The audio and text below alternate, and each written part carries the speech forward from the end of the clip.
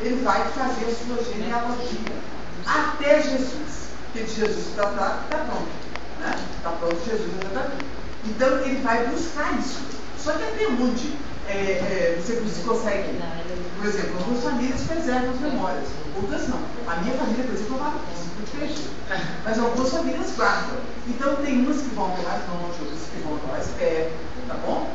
Então aí você teria que ver isso. No caso da genealogia, na época, o que era feito era dessa forma. Você buscava sua origem lá na Grécia, né? Lá na Itália, porque ser descendente de grego e italiano era chique. Como hoje em dia seria chique ser descendente de europeu, de maneira geral. Está claro? Está claro. Por favor, continue. Eu não estou criticando não, tá? Só estou falando de maneira geral.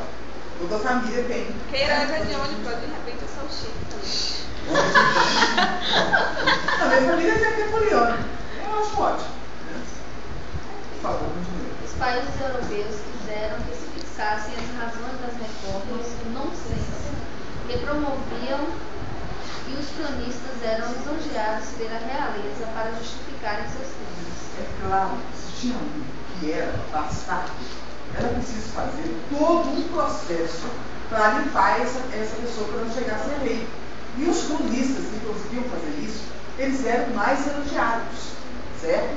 Então, por exemplo, digamos que ele pegue uma pessoa e consiga provar que naquele período o rei passou um ano em guerra, mas ele conseguiu provar com documentos falsos, né, giravismo, que durante esse ano o rei esteve com o próprio no final de semana. Já é suficiente, ele vai lá, pronto. Tá bom? Então, isso, quando ele conseguia isso, ele era presenteado com casas, com ternos, né, terras e até com joias. Continue, por favor. Conta Damião de Góes que o rei português Afonso de Albuquerque presenteava com joias muito finas para lhe ser favorável nas suas crônicas. Mas ele não dava na mão, porque senão seria complicado, né? Ele chamava a pessoa para pescar, e no meio da pescaria, né, todo mundo pegava peixe ou nada, né, ou bota suja, e ele pescava pedras preciosas. Porque o rei estrategicamente colocava para ele. O rei mergulhava, via onde era o anzol, então ele achava que era dele. Entendeu? Que ele não podia chegar, porque ele não podia como justificar. Como é que pode um escritor, um escrivão é um escritor pobre, de repente chegar com uma pedra desse tamanho? Bom, ele achou no livro. Era a maneira de legitimar as coisas, tá vendo? Então isso existia e não é de hoje. Tá certo? Continue, por favor. A historiografia portuguesa inicia-se em 1418, quando Dom Duarte nomeia Fernão Lopes para as funções de guarda-mor da Torre de Tombo. O que é guarda-mor? Chefe em guarda? Mor é maior, né? É o guardião maior, é o responsável. O chefe. Continue, por favor. E termina em 1527, quando Sá de Miranda, retornando da Itália, enceta em Portugal a campanha em prol da cultura clássica. Enceta e inicia. Isso aí a gente vai ver depois de Fernão Lopes, tá bom? Então nós estamos em Fernão Lopes e faremos Gil Vicente para preparar vocês para entender Camões. Vamos para o próximo conteúdo. Até aí tudo tranquilo? Nenhuma dúvida com o Fernão Lopes? Tá. Agora vamos conversar um pouco, voltando só, fechando aí, obrigado, sobre a questão da crônica. Quando eu falo cronista em Portugal, é claro, eu penso em Fernão Lopes. Até hoje é superado pelo seu compromisso com a verdade e tentar relatar a realidade. E a Bíblia de Brasil? Ok?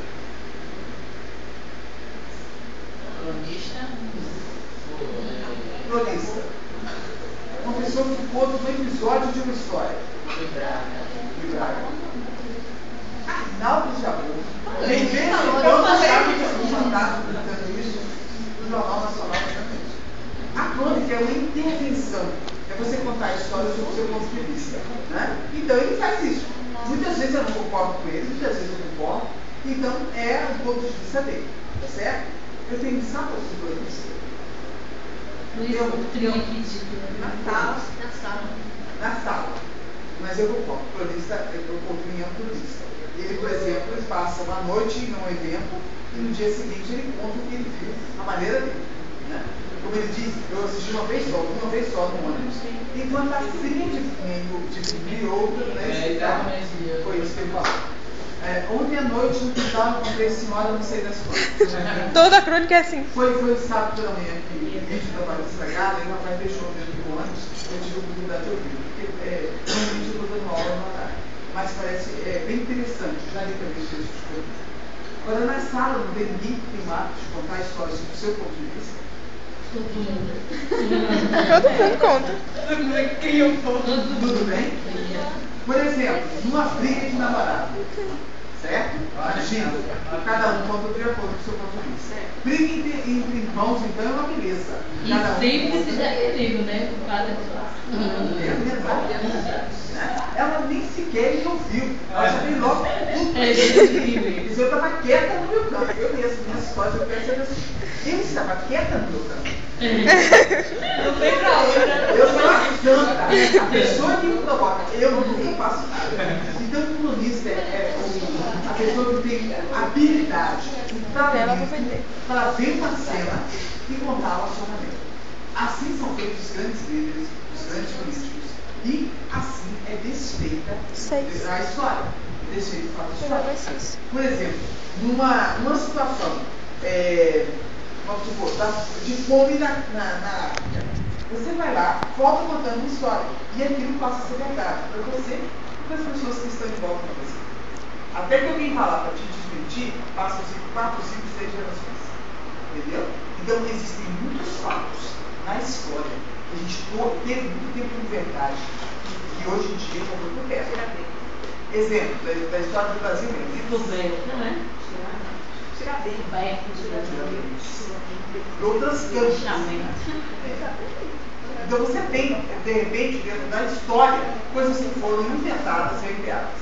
Aquele encantamento fantástico que mostraram daquele rapaz, o Barro Bueno, recontando a história dele, aquilo ali era bem do jeito dele que ainda tem, mas é uma flor. Alguma dúvida quanto a isso? Não, tá certo. Agora vamos falar de uma outra questão. Só isso antes de expressar vocês. Por gentileza, como é que ficam as nossas avaliações? Tem seminário, que teria que ser apresentado. Quando? Segunda sua avaliação. Agora vamos ver quem faz aqui, contar a história do seu livro. Não, mas segundo nós aqui, Seria hoje. Seria exatamente hoje o seminário. Por que eu optei por trabalhar um autor que é uma lacuna, digamos assim, né, que está no intervalo, ao invés de cobrar de vocês esse seminário? porque está tudo claro. Ô professora, agora só uma relação à cantiga de Mauro Vicente, professora. Eu me procurei. A única que eu achei foi a P em todos os livros. Eu achei descarne. No módulo tem algumas sugestões. Usa do módulo. Pode usar, né? A minha pergunta para vocês é a seguinte: a exigência de nota não elimina da instituição. Eu descobri que você vai dar nota única e não faz falta. Se você dá nota em dinheiro, não faz falta. A nota não faz falta. E precisa ser dado. É um padrão. Se você não tiver uma nota na minha disciplina, quando você for fazer a segunda portuguesa 2, que pode ser comigo, vai criar um problema. Você sabe disso. Então tem que ter nota? Tem. É um processo acadêmico? É. Dá para resistir a isso? Dá. Mas não é. É interessante. Porque você vai comprar uma briga desnecessária que se arrasta do semestre para o outro, cria polêmica e puxa a orelha de vocês, porque nós dois recebemos esse arrasto. Tanto eu como professora, quanto você enquanto aluno. Certo? Então é um processo interessante assim. Eu acho que nós podemos fazer essa apresentação já na próxima semana.